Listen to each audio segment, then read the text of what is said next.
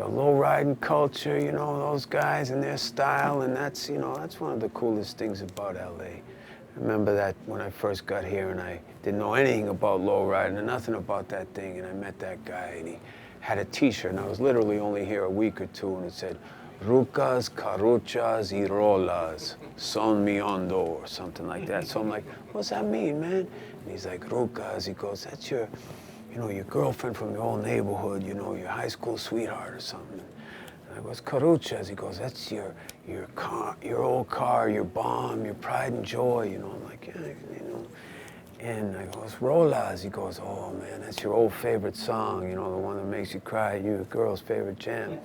I'm like, man, that's this, you know, this guy's speaking my language, you know, and I go, what's son mi hondo? And he's like, thinks for a second, he goes, that's my spirit, that's my bag, you know. And I said to him, I had a party the first 6 months or a year or so I was here at my house in Long Beach, and all my friends were either like hardcore bikers or punk rockers. You know, the sun's setting and there's like 6 or 7 like old gray bearded, you know, like outlaw bikers, and 6 or 7 like Mohawk punk rockers.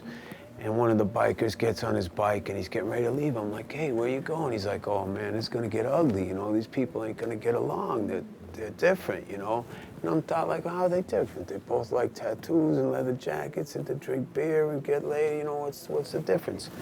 But, you know, it got me nervous. I hadn't even thought about that. So he roars off and I'm like, oh shit.